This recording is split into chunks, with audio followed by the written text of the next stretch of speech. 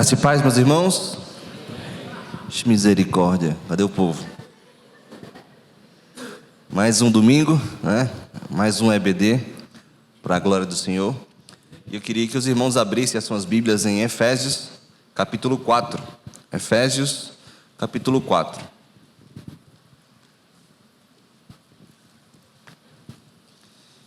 E eu quero ler com os irmãos a partir do versículo 25. Efésios 4, 25. Graças a Deus a cirurgia do nosso pastor foi uma bênção. No outro dia mesmo ele já foi de alta. E já desde ontem está o homem, o divulgador, né? Ele está mandando... Não pode falar, mas pode digitar, né? Tem dedo. Que bênção, a gente fica muito feliz com o que Deus fez, né?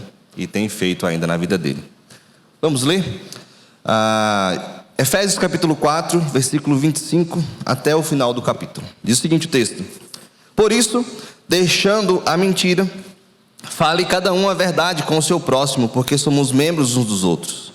Irai-vos e não pequeis, não se ponha o sol sobre a vossa ira, nem deis lugar ao diabo. Aquele que furtava, não furte mais, antes trabalhe, fazendo com as próprias mãos o que é bom, para que tenha com o que acudir ao necessitado. Não saia da vossa boca nenhuma palavra torpe, sim unicamente a que for boa para a edificação, conforme a necessidade, e assim transmita graça aos que ouvem. E não entristeçais o Espírito Santo de Deus, no qual fois selados para o dia da redenção. Longe de vós toda amargura, e cólera, e ira, e gritaria, e blasfêmias, e bem assim toda malícia. Antes, sede uns para com os outros, benignos, compassivos, perdoando-vos uns aos outros, como também Deus em Cristo vos perdoou. Vamos orar? Senhor Deus, muito obrigado, a sua palavra foi lida. Nos ajude, meu Pai, a compreendê-la, guardá-la em nosso coração. E não apenas isso, meu Deus, que possamos viver uma vida santa que agrade ao Senhor. É assim que nós choramos, gratos, em nome do Senhor Jesus. Amém. Já tem vários meses que eu vi um vídeo de um casal. Eu até já contei isso para os noivos que a gente tem discipulado. Eles são casados no vídeo, isso foi finalzinho do ano passado. Eles tinham 11 anos de casado, né? E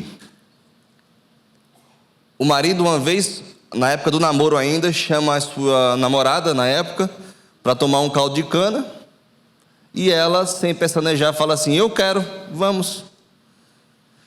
E essa rotina do caldo de cana e do pastel se perpetuou por 11 anos. O marido não gostava do caldo de cana e nem do pastel. Mas porque a mulher falou que queria ir, isso se tornou uma rotina na vida do casal. Não apenas na época do namoro, mas também na época do casamento, noivado e casamento. E eles passaram por isso, a rotina deles era sempre essa. Contudo, a mulher não gostava de caldo de cana e nem de pastel. 11 anos. E o fato é que o homem falou assim: olha, eu não gosto muito do caldo de cana e nem do pastel, mas eu quero fazer um agrado para minha esposa. E ela falou assim: já que meu marido gosta tanto, eu acho que eu vou fazer esse agrado para ele. O que aconteceu nisso mesmo, meus irmãos? Que a comunicação falhou. A comunicação falhou. E é sobre isso que eu quero conversar um pouquinho hoje com vocês, a partir do texto que nós lemos, né? Nós sabemos que a comunicação é de extrema importância, mas entendemos que muitas das vezes nós não conseguimos nos comunicar como deveríamos, conversar com outra pessoa como deveria, e de maneira eficaz. É interessante que o capítulo 4 do livro de Efésios, ao qual nós lemos um trecho, ele trata sobre a unidade na fé. Paulo vai dizer que a nossa nova vida em Cristo nos norteia para vivermos de modo digno do Evangelho. E por isso, não devemos só pensar em nós próprios, mas também devemos suportar uns aos outros. Versículo 2 vai falar sobre isso. Suportem uns aos outros. Porque quando nós fomos alcançados pelo Evangelho, novas virtudes foram colocadas no nosso coração, que agora norteiam a nossa vida de forma diferente. Eu não penso só em mim mesmo. Não é o melhor para mim. Não é o melhor para mim e o restante que se vire. Não. Paulo vai lembrar que o Evangelho nos dá novas virtudes, e essas virtudes nos faz não apenas pensar em mim mesmo, mas também no outro. Pensar no outro. E é por isso que no versículo 3 Paulo vai lembrar: esforçando-vos diligentemente para preservar a unidade do Espírito no vínculo da paz. É não apenas suportar o outro, mas viver junto com o outro em harmonia e paz. Que desafio, né? Muitas das vezes.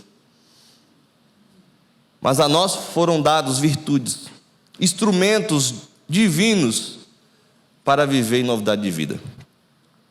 E é por isso que Paulo vai lembrar que, versículo 5, há um só Senhor, há uma só fé, um só batismo, um só Deus e Pai de todos, o qual é sobre todos, age por meio de todos e está em todos. Significa dizer que não apenas devemos pensar a vida agora, não apenas pensar em mim mesmo, mas pensar num todo. E com isso eu não estou falando sobre comunismo e nem socialismo. Eu estou falando sobre comunhão cristã. Eu estou falando sobre respeito com o outro.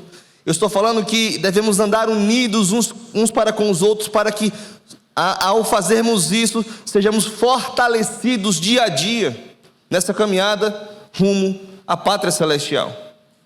E Paulo vai lembrar aqui, olha, Deus age em todos. Deus age em todos, mas quem une a igreja é o Espírito.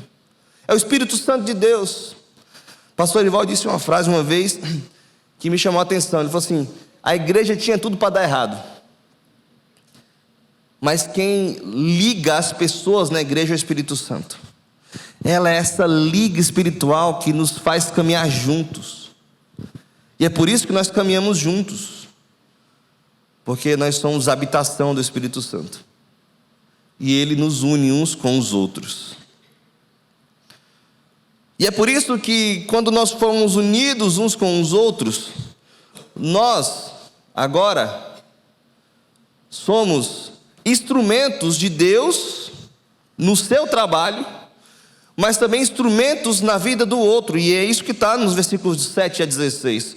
Paulo vai dizer que Deus deu um chamado específico para cada cristão, para que eles exerçam esse serviço, esse chamado, para Deus e também para o outro.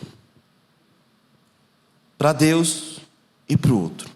Cooperando com Deus e cuidando dos outros. Mas a partir do versículo 17, Paulo vai lembrar que a vida do cristão deve ser vivida de forma diferente, em santidade. Em santidade.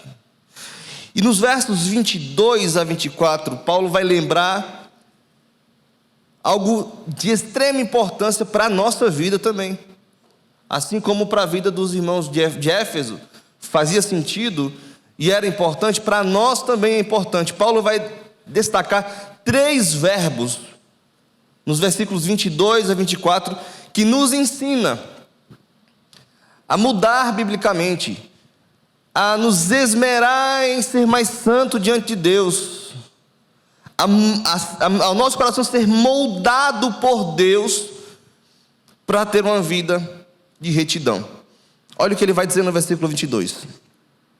No sentido de que, quanto ao trato passado, vos despojeis do velho homem, que se corrompe segundo as concupiscências do engano, e vos renoveis no espírito do vosso entendimento, e vos revistais do novo homem, criado segundo Deus, em justiça e retidão, procedentes da verdade. 3 verbos aqui. Primeiro, despojar. Despojar de quê? Versículo 22. Despojar do velho homem, criado no pecado e no engano. É como se Paulo estivesse falando: olha, vocês agora são crentes, vocês emagreceram espiritualmente ou engordaram espiritualmente, não sei, mas essa roupa do pecado, desse velho homem, já não serve mais para vocês. Não serve mais. Então, despoje-se desse velho homem. Não cabe mais em vocês essa roupa. Tire ela. E ele continua, versículo 23: e vos renoveis no espírito do vosso entendimento. O que significa isso, Samuel? Significa que, para que possamos nos revestir do novo homem, precisamos renovar o espírito do vosso entendimento. Ou seja, renovar as nossas convicções pessoais. O Evangelho molda o nosso coração e muda as nossas concepções e convicções. O que eu acreditava antes do Evangelho, eu não acredito mais, porque eu sei que é errado. O que eu pensava ser certo quando eu não tinha Deus em minha vida, agora eu entendo pela palavra de Deus que isso é errado e eu não sigo mais. Renovar o entendimento é se esmerar em conhecer a Deus, é se aprofundar nas sagradas escrituras, é ser moldado dia a dia, porque a palavra tem poder. Não a palavra que falamos, mas a palavra de Deus. Ela que muda a nossa vida, ela que forja o nosso caráter. Não existe plano B. É a palavra de Deus. É nos revestir, é renovar a nossa mente, para que possamos ser revestidos desse novo homem. Que esse novo homem, versículo 24, não foi criado por nenhum homem, mas o texto vai dizer que ele foi criado segundo Deus. Quando fomos salvos, nós agora não estamos mais debaixo do poder do pecado, apesar que ainda estamos debaixo da influência, mas não mais do poder. Nós não somos escravos do pecado. Deus muda a nossa vida e agora nós somos escravos da justiça. Paulo vai lembrar isso no livro de Romanos. Não mais escravos do pecado, mas escravos da justiça. Somos servos de Cristo, somos instrumento nas mãos do Senhor. E a partir do versículo 25, Paulo agora vai dar algumas lições no trato relacional. E eu quero pegar esses princípios aqui e aplicar na nossa comunicação. Princípios que nortearão e que devem nortear a nossa comunicação interpessoal.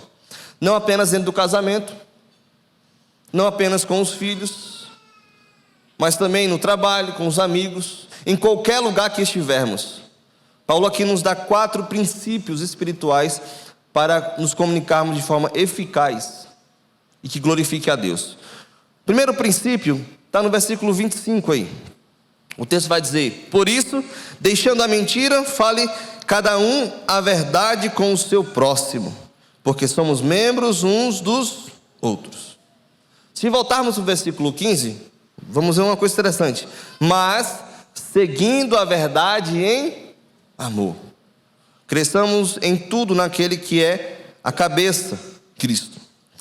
Paulo inicia esse trecho deixando de forma explícita como verdadeiramente o Evangelho transforma a nossa vida. Não vivemos mais uma vida de mentira e de engano, mas agora de verdade. Se nós fomos salvos pela verdade, que é Cristo Jesus e o seu Evangelho, nós devemos seguir na verdade, porque o nosso coração foi transbordado por essa verdade. Então qual é o primeiro princípio aqui? Seja honesto, fale a verdade. Em outras palavras, os cristãos devem seguir a verdade, falar a verdade, e toda ela, não apenas uma parte da verdade, mas também nada mais do que a verdade. É falar a verdade, toda a verdade, mas nada mais do que a verdade. Porque a nossa vida agora está não mais na mentira, do engano do pecado, mas na verdade que é Cristo. Mas como isso funciona nos nossos relacionamentos? Significa dizer, meus irmãos, que não devemos utilizar de mentiras na nossa comunicação. Não devemos utilizar as meias verdades. O pessoal fala assim: não, mas eu não menti, eu omiti, né? Como se fosse diferente uma coisa da outra, né? A omissão acaba sendo a mentira, porque você não falou toda a verdade. Você omitiu parte da verdade, porque talvez aquela verdade traga vergonha para nós.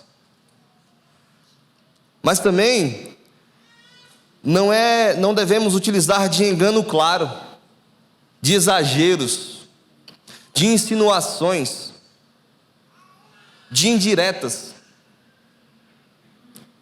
ou então de ficar calado. Mas não qualquer tipo de ação de silêncio, mas quando nós utilizamos o silêncio como uma arma. Vocês entendem o silêncio como arma? Como se você negasse a existência do outro. O seu silêncio nega a existência do outro. Isso é pecado. Isso é deixar de falar a verdade. Isso é deixar de falar a verdade. Salomão, em Provérbios 12, versículos 19 e versículos 22, vai dizer o seguinte: palavras verdadeiras resistem. Eu acho que eu estou em outra versão, tá bom, meu irmão? Mas pode deixar aí, fique em paz. Palavras verdadeiras resistem à prova, mas as mentiras logo ficam evidentes. Lembra que eu falei que é falar a verdade e ser honesto? Mas ser honesto não de qualquer jeito, mas ser honesto em amor. Mas o que é o amor? De forma clara, o que é o amor? Os noivos que foram discipulados por a gente sabem o que é o amor, né? Pelo menos eu torço que saibam.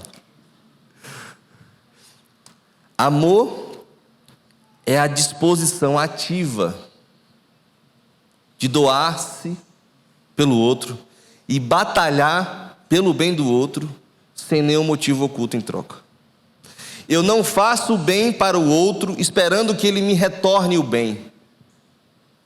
Eu faço o bem para o outro pensando que eu estou fazendo bem para o outro e isso é suficiente.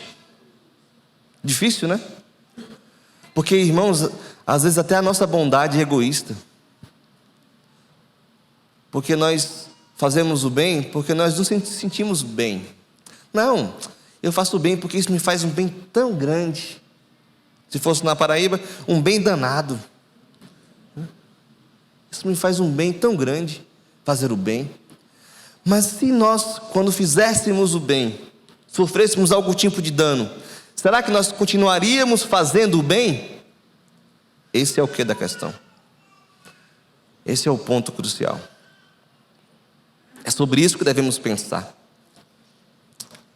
E quando eu falo de amor, pense um pouco nos seus filhos, pense um pouco no seu esposo, na sua esposa, nos seus amigos do trabalho, os seus amigos de infância. Será que as nossas palavras estão sendo honestas para com eles, mas encharcadas de amor?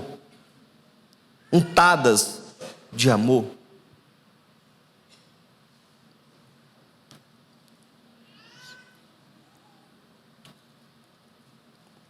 Mas para um pouco para pensar, meus irmãos. Você já se perguntou por quais motivos as pessoas mentem?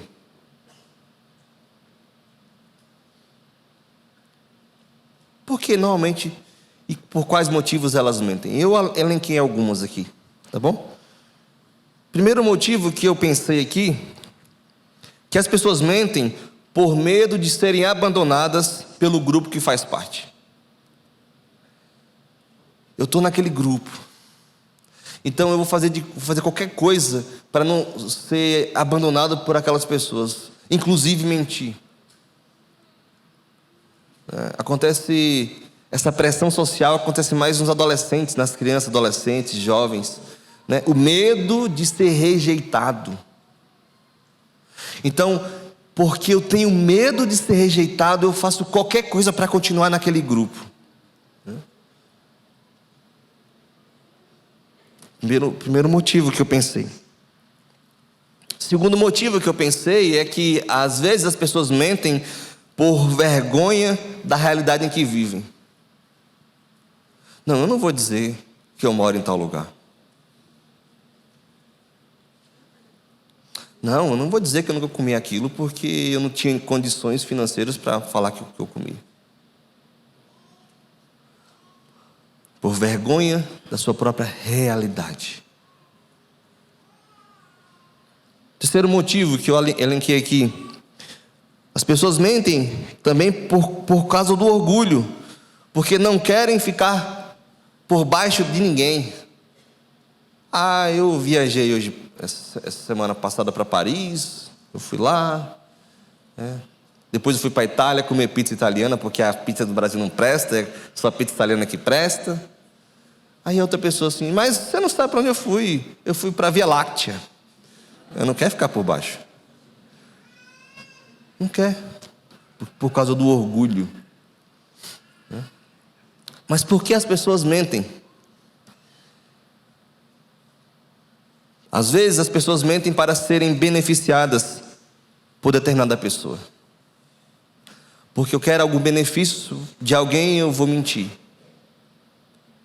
Porque talvez eu queira subir de cargo dentro da minha empresa, e eu faço de tudo para subir, inclusive mentir para o meu patrão, para que eu cresça na minha carreira profissional. Mas por que as pessoas mentem? É muito motivo, né, gente? Só isso. As pessoas mentem também para ter a atenção das pessoas que estão ao seu redor. E tem um pouco a ver com a primeira, mas essa é diferente um pouco. Porque essa pessoa quer ser o centro das atenções. Então, para ser o centro das atenções, ele faz qualquer coisa. Inclusive mentir.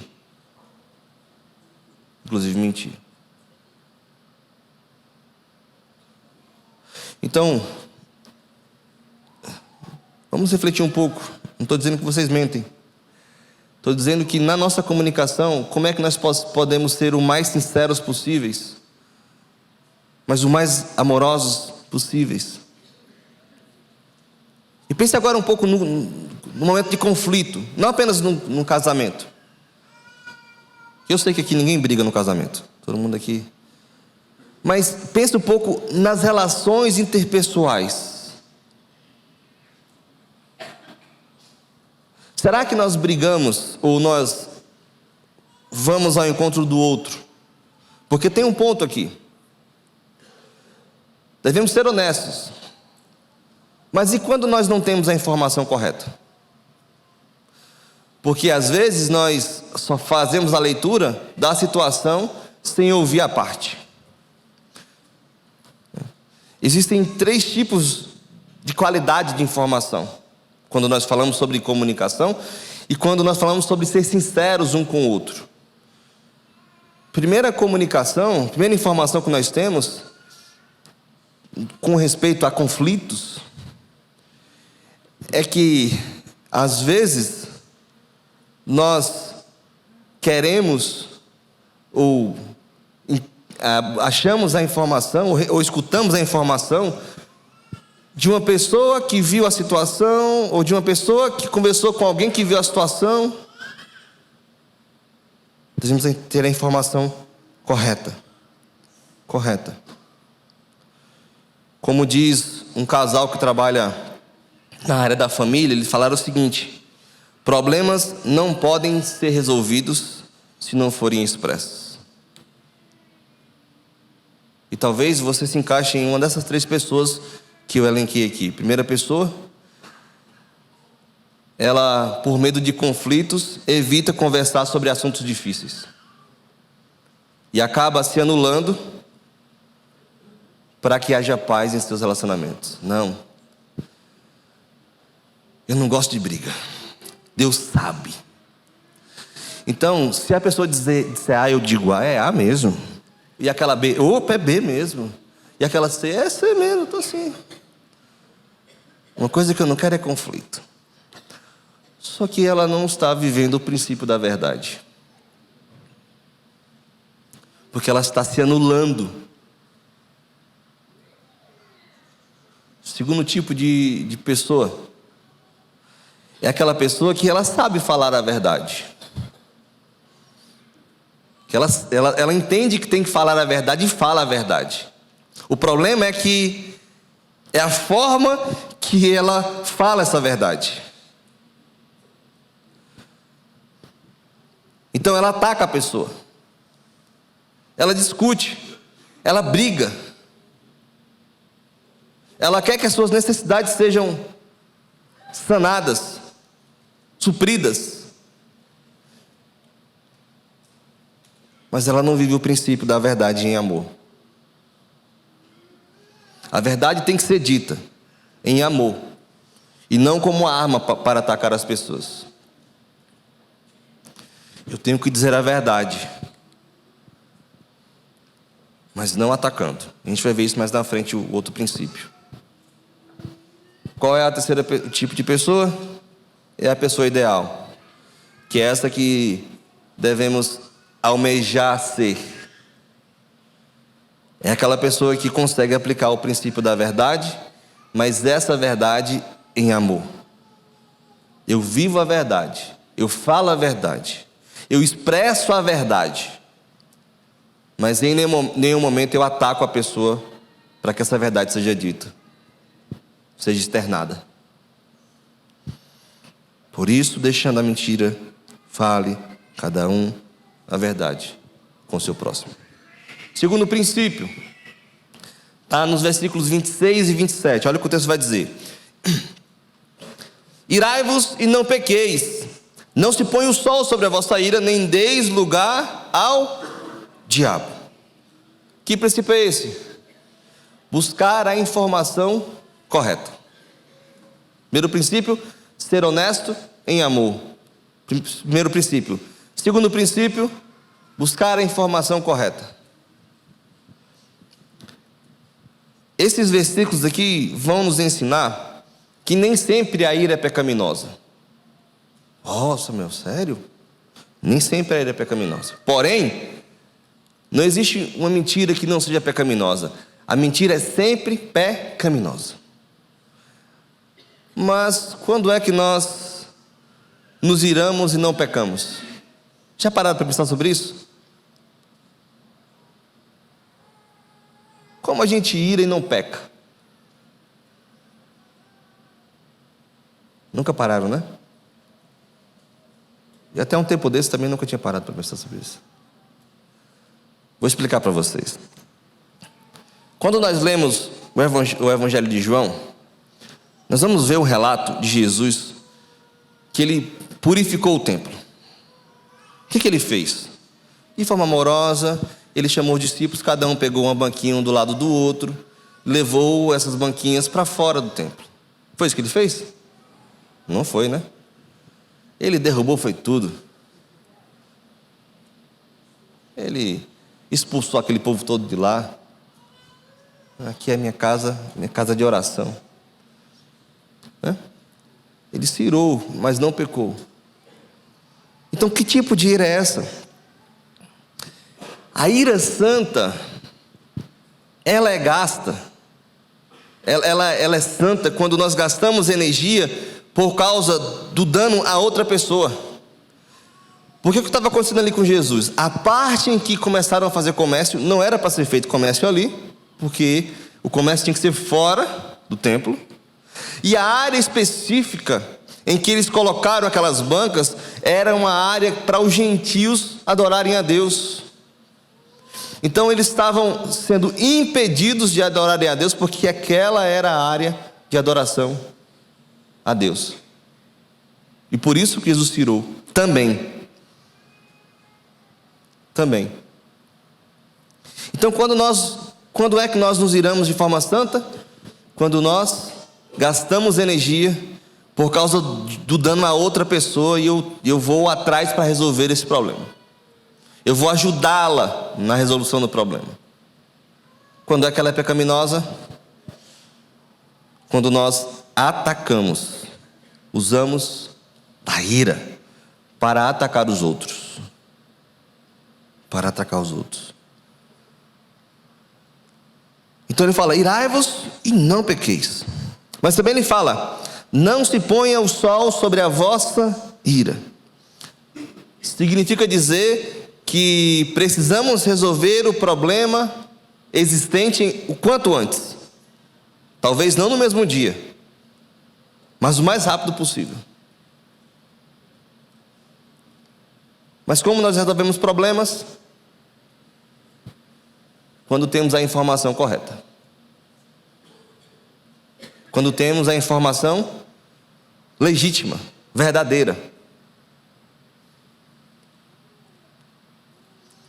Não devemos, meus irmãos, deixar os pequenos problemas, entre aspas, que aparentemente são coisas bestas, acumularem, pois um dia esse copo, ele vai encher. E além de encher, ele vai transbordar. E talvez seja tarde demais.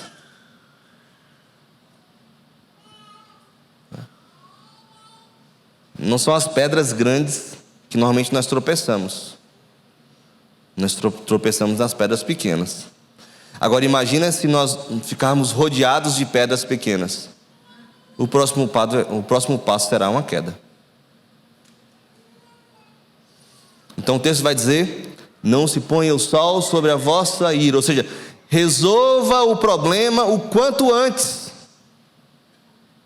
Como eu disse, talvez não no mesmo dia, não consiga, mas o quanto antes. Não deixe que os problemas se acumulem. Mas como eu resolvo o problema?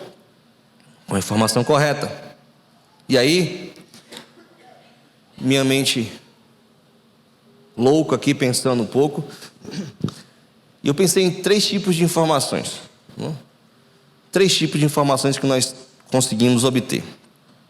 Primeira informação tem a ver com aquela que nós escutamos de alguém que ouviu de alguém que viu determinada coisa. Esse é um telefone sem fio, né? Talvez vocês também tiveram infância como eu e brincaram de telefone sem fio. Começava-se com a frase no começo, no final saiu outra frase completamente diferente. Então, às vezes, nós queremos resolver conflitos com informações com essa qualidade, com essa baixa qualidade. Mas existe um outro tipo de informação. Essa é adquirida de alguém que viu a cena. Eu não vi a cena, mas alguém viu. Essa informação tem mais qualidade que a anterior, mas pode ter algum tipo de ruído ainda. E a questão mais fundamental é que talvez essa pessoa não esteja envolvida nesse imbróglio e você não está falando com quem tem que falar. Não está resolvendo com quem tem que ser resolvido. Qual é a informação com maior qualidade? É aquela que nós buscamos da pessoa que nos fez algo. Nos fez algo. Essa é a de maior qualidade. Mas essa é a que mais fugimos. Porque nós temos que encarar o problema. Nós temos que estar de frente à pessoa. Nós temos que estar cara a cara com aquele ou com aquela que ocasionou o problema. Mas às vezes, meus irmãos, nós nos surpreendemos. Porque, como eu falei, talvez a pessoa fez algo, mas com outra intenção. E a gente não consegue medir intenção. Não, a sua intenção em ter feito isso, ter falado aquilo, foi essa. Não tem como. Embora nós possamos estar sinceramente errados, né, nas nossas intenções. E é por isso que devemos buscar a informação da pessoa, chamar para conversar, tentar entender. Me explica uma coisa, quando você falou isso, você estava querendo falar o quê? Estava querendo falar isso, isso e isso? Não, pelo amor de Deus, não era isso. Talvez você escute isso. Falar, então me explica, porque eu entendi isso. O que eu estou fazendo, meus irmãos? Eu estou buscando a informação, a correta. Eu não fujo, mas eu vou atrás. Um casal de conselheiros, ele montou uma série de perguntas que podem nos ajudar a entender melhor a situação. E com isso nós aperfeiçoarmos a nossa comunicação para resolver conflitos. Eu destaquei algumas dessas, dessas perguntas que eles fizeram, tá bom? Montaram. Primeira pergunta é: será que nós temos os fatos corretos? Vamos lá em Provérbios 18.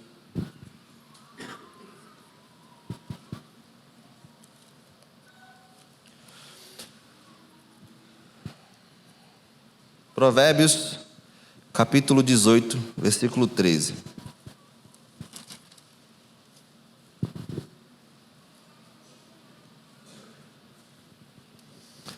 Olha o que o texto vai dizer.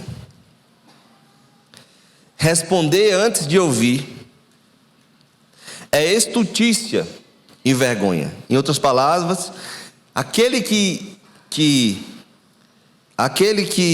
responde algo antes de ouvir, ele age com insensatez. Estultícia é insensatez aqui, né? E passa vergonha. Então a questão é: será que eu tenho as informações corretas, certas, para que eu possa me comunicar bem, para que a gente resolva o conflito, resolva o problema? Essa é a primeira pergunta que temos que fazer. Ter as informações corretas. Segunda pergunta que devemos fazer para nós mesmos: a escolha do momento está certa? Vamos voltar lá para Provérbios. Agora é Provérbios 15.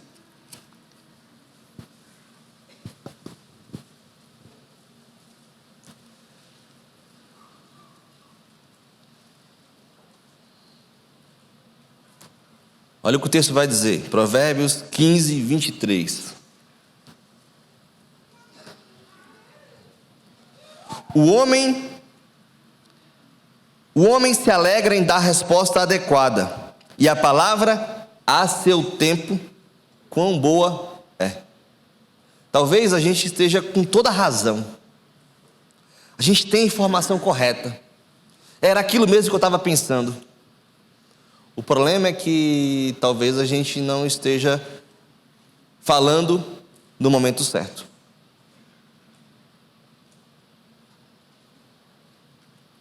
E aí a gente perde toda a razão. Porque ao invés de resolver, o conflito vai se alastrar.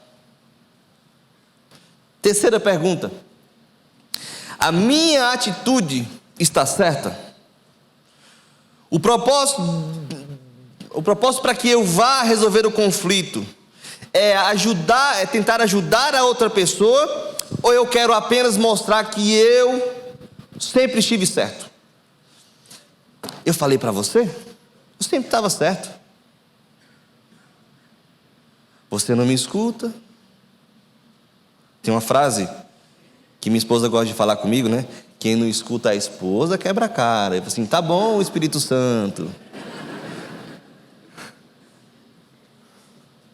Mas pior que, na maioria das vezes, ela estava certa mesmo, né?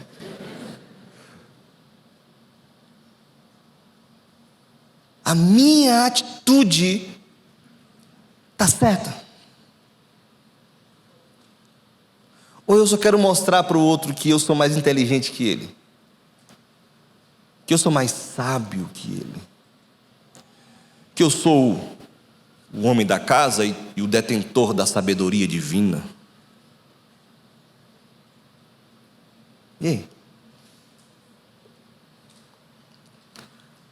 Quarta pergunta: as minhas palavras demonstram amor? Versículo de Efésios capítulo 4, versículo 15, aquilo lá que nós lemos. Mas, seguindo a verdade em amor. Amar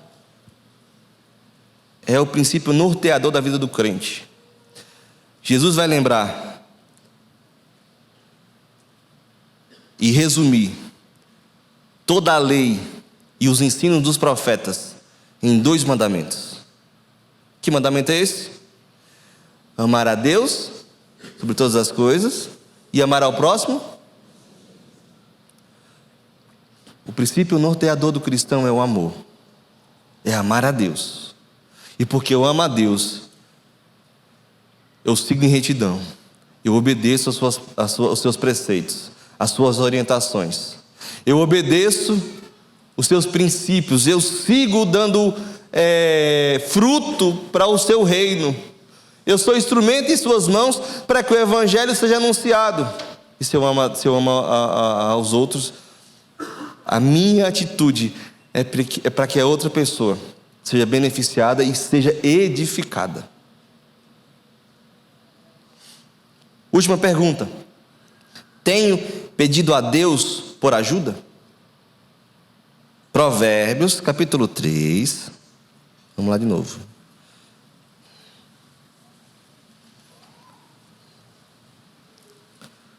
Versículo 5.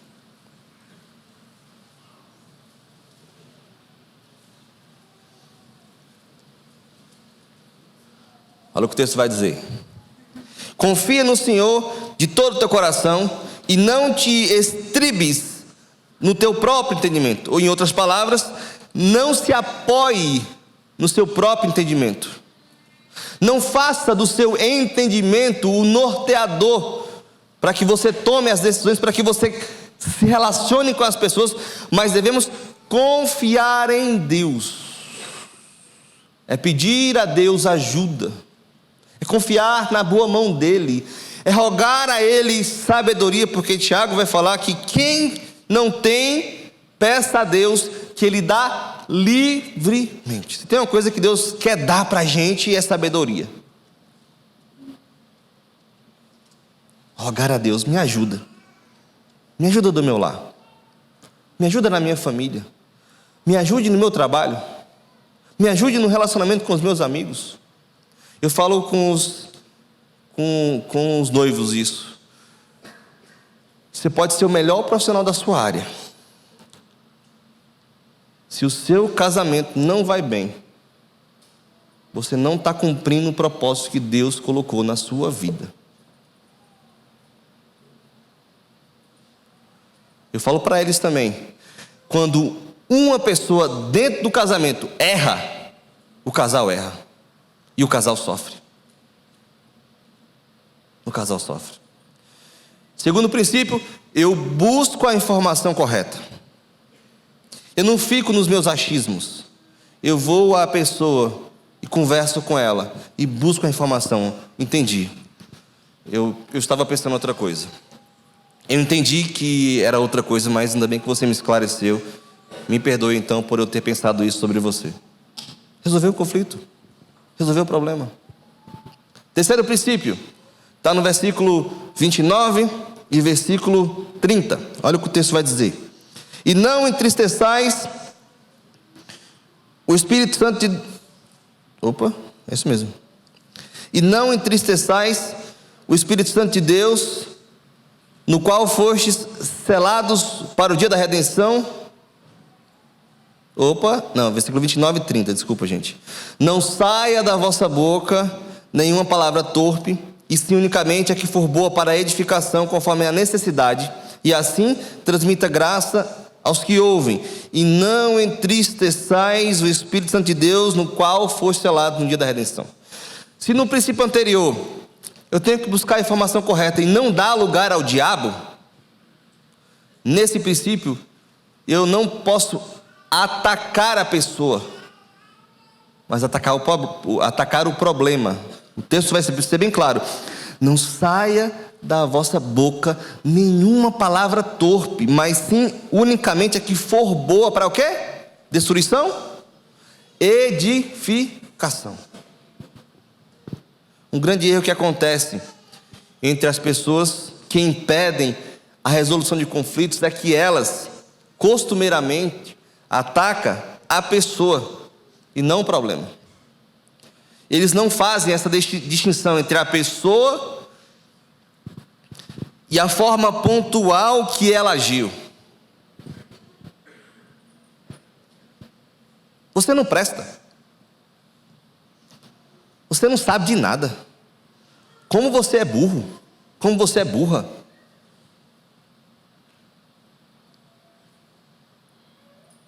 Triste, né?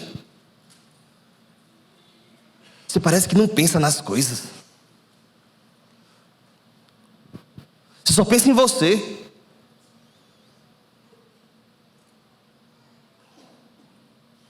Não é?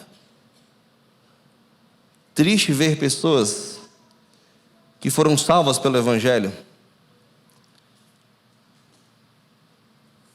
e que, ao contrário de sermos atacados por Deus em Cristo, Ele nos salvou em Cristo.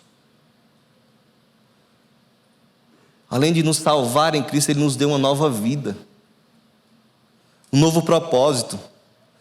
Ele nos amou. Ele não passou na nossa cara o pecado que nós cometemos contra Ele. Antes, Ele disse: vem, meu filho amado. Meu filho morreu por você.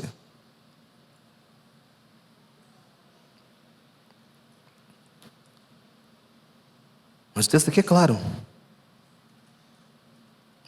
Nos lábios de qualquer cristão não deve sair palavras torpes, mas aquela que edifica o outro. Quer dizer que em momentos de conflitos devemos usar a comunicação que promove a paz e o crescimento espiritual da outra pessoa. Em Provérbios 15, versículo 1, versículo 2, versículo 4, Provérbios 16, versículo 24, vão dizer o seguinte: a resposta branda desvia o furor, mas a palavra dura suscita a ira.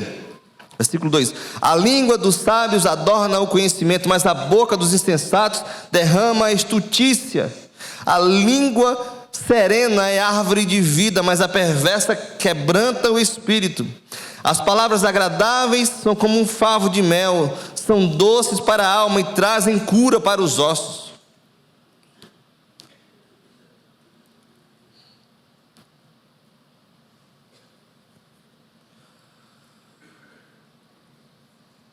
Quero contar uma história para vocês. Eu contei para alguns casais e vou contar para vocês também. Vocês perceberam que eu gosto um pouco de história, né?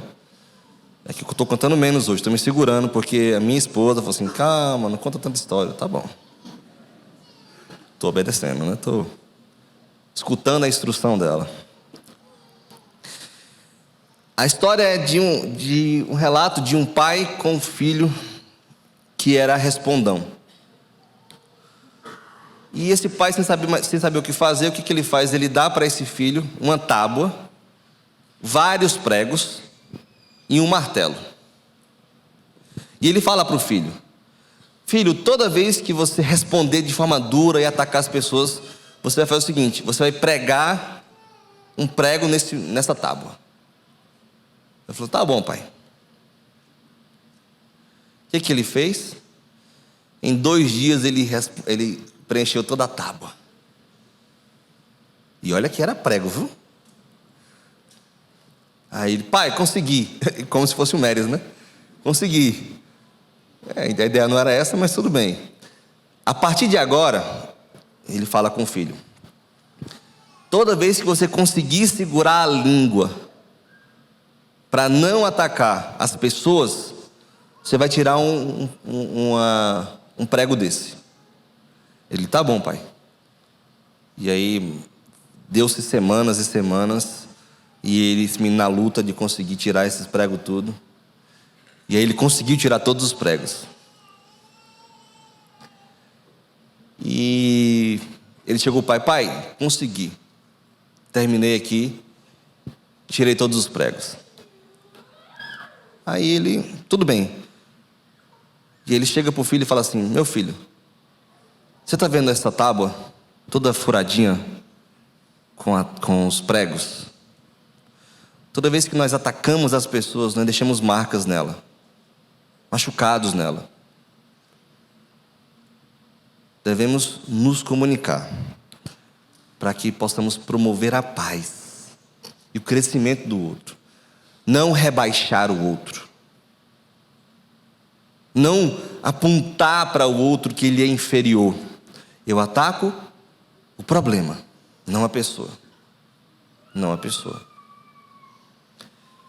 Mas pastor, tudo bem, mas como é que eu faço então para não machucar as pessoas? Eu separei alguns princípios aqui. Primeiro, antes de falar qualquer coisa para outra pessoa, entre aspas, esfrie a cabeça para não machucar a outra pessoa. E só depois chame-a para conversar. Com muita emoção não se toma decisão. É uma frase que eu aprendi com meu tio, que é pastor, e essa frase me ajuda muito na minha caminhada. Com muita emoção não se toma decisão. Silenciar no momento certo é ouro. Entenda que eu não estou silenciando para anular o outro, mas estou me silenciando para não atacar o outro. É diferente. Provérbios 21, 23 vai dizer: o que guarda a boca e a língua guarda a sua alma das angústias. Segundo princípio, peça a Deus sabedoria para utilizar das palavras certas, pois nós somos responsáveis pelo que dizemos. Deus, eu estou nesse momento tão difícil aqui, eu não quero atacar a pessoa, eu não quero atacar ela, porque eu a amo. Me ajuda a falar as palavras certas. Terceiro aqui, não faça nenhuma ameaça, principalmente a do divórcio, se o conflito está acontecendo entre os cônjuges. Não use o divórcio como uma arma.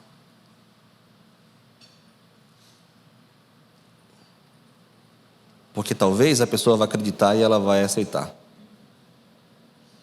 E mais um casamento destruído. A gente luta para que eles sejam restaurados, né, Júnior? A luta que é. Não use o divórcio como arma. E por último, e quarto princípio, que nosso tempo está esgotando, está no versículo 31 e 32. Primeiro princípio, ser honesto em amor. Segundo princípio, buscar a informação correta. Terceiro princípio, não atacar a pessoa, mas atacar o problema para que ele seja resolvido. Quarto princípio, está no versículo 31 e 32. Agir biblicamente. Olha o que o texto vai dizer: longe de vós toda amargura, e cólera, e ira, e gritaria, e blasfêmias, e bem assim toda malícia. Antes, sede uns para com os outros, benignos, compassivos, perdoando-vos uns aos outros, como também Deus em Cristo vos perdoou. Agir biblicamente. Paulo aqui detalha duas listas: aquela que não devemos fazer e aquela que devemos fazer. Lembremos que somos salvos, e porque fomos salvos, temos as ferramentas espirituais para que o conflito seja resolvido.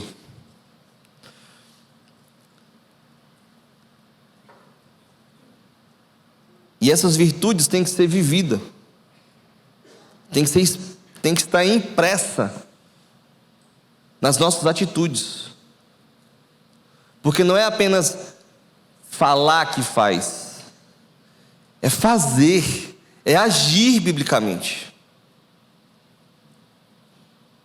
Porque falar que faz e não faz, a gente já tem os políticos. Devemos agir biblicamente. E aí,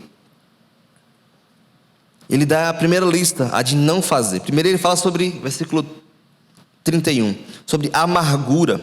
Refere-se a uma hostilidade arraigada que corrompe o seu interior. Alguém fez alguma coisa contra a gente que nos contraria, e nós agora nutrimos essa disposição negativa pela pessoa, essa amargura, esse ressentimento, essa aspereza no relacionamento, em se relacionar com as pessoas. Segundo é cólera. Essa atitude tem a ver com inimizade, indignação, que procura por vingança. É um tipo de queima lenta. Sentimento, aquele sentimento ruim de inimizade, se indignar com a outra pessoa e buscar a vingança. Ele fala sobre a ira aqui, mas não é a mesma ira do versículo 26. Essa ira é pecaminosa, que ataca o outro. Essa ira é uma explosão de raiva incontrolada, que ataca todas as pessoas ao seu redor. É aquela que te faz perder a razão. Te faz perder a razão. A amargura e ira muitas vezes decorrem de situações triviais. São capazes de destruir lares, igrejas e amizades.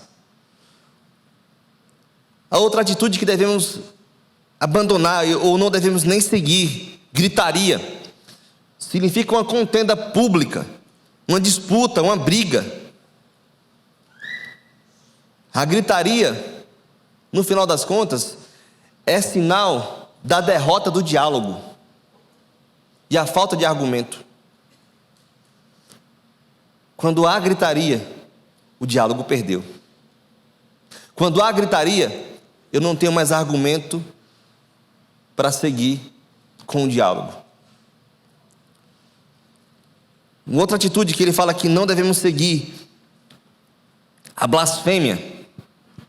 Essa atitude tem a ver com a linguagem abusiva, obscena. Utilizam palavras que machucam e rebaixam o outro. Tem a ver com trocar a verdade pela mentira. E a ideia de atacar a pessoa com palavras torpes, com palavras de baixo calão, com palavras que menosprezam a pessoa, com palavras que rebaixam a pessoa a menos do que humano. E ele continua. Ele fala malícia. É a disposição ativa de querer machucar o outro. É o desejo de ver a outra pessoa sofrer. Aí eu queria ver ela sofrendo. Queria ver ela quebrando a cara. Ele fala, não há esse sentimento. Não essa atitude. Mas quais atitudes devemos agir? Quais atitudes são bíblicas com relação à minha comunicação? Primeiro, ele fala no versículo 32. Antes, sede uns para com os outros benignos. Tem a ver com ser bondoso, dar livremente ao outro, estar disposto em ajudar o outro e tratando o bem, ser gentil e agradável com os outros. Tem a ver com utilidade, ou seja, ser útil a outra pessoa, estar bem equipado para auxiliar o outro.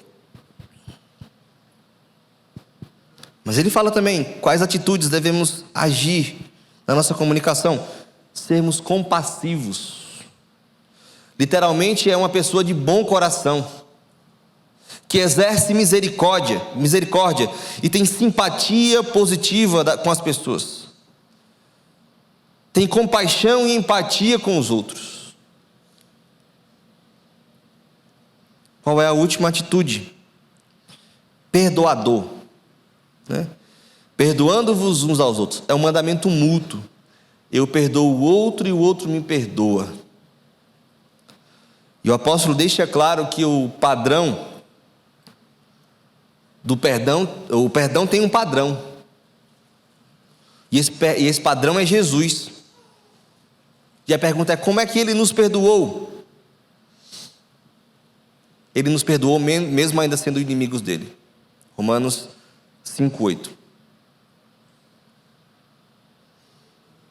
Efésios capítulo 2, versículos de 1 a 4. Inimigos de Deus,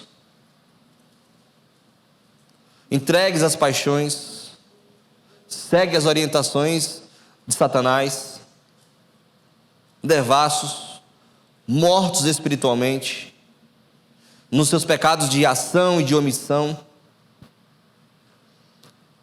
Mas mesmo para essa pessoa, que éramos nós, Ele nos perdoou. Logo, perdoar significa render o seu direito ou alegação à vingança. Eu não vou vingar. Eu não vou. Não vou guardar rancor. Ou não vou procurar retalhar a outra pessoa. Eu vou agir com graça. Ela não merece, mas eu também não merecia na cruz. Então eu vou perdoar. Eu vou agir livremente, abrindo mão, para que a paz seja restaurada no meu relacionamento interpessoal, no meu relacionamento conjugal, no meu relacionamento entre pais e filhos.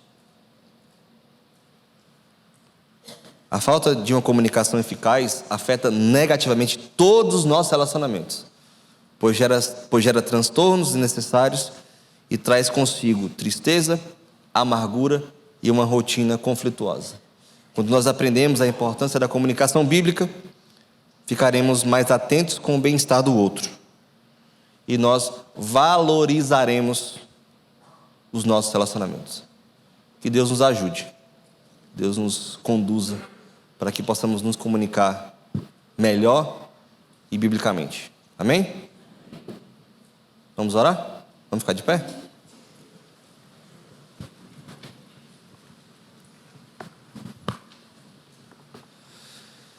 Senhor Deus, muito obrigado, Deus. Muito obrigado por tudo que o Senhor tem feito em nossas vidas. Muito obrigado por esse momento aqui de Escola Bíblica Dominical. Que possamos, meu Deus, aprender dia a dia a como nos comunicarmos em nossos relacionamentos. Que possamos ter sabedoria do alto. Que possamos, meu Deus, ser honestos em amor.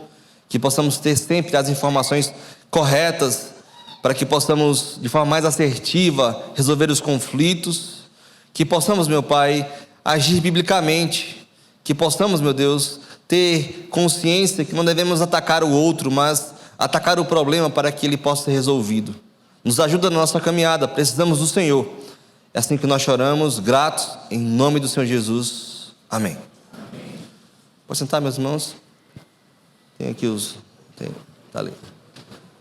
Ontem foi uma bênção a conferência das mulheres, né? E aí, só para avisar que a Ezion está lá com os lançamentos. Efésios 1 e 2, né? Ele está no novo formato agora, está na série Pastoreio. Então, se você ainda não leu, eu creio que seja importante fazer a leitura. E o noivado e casamento, que também é lançamento da Ezion. Tá bom? Deus abençoe. Tá? Já já a gente começa nosso culto das 11. Um abraço.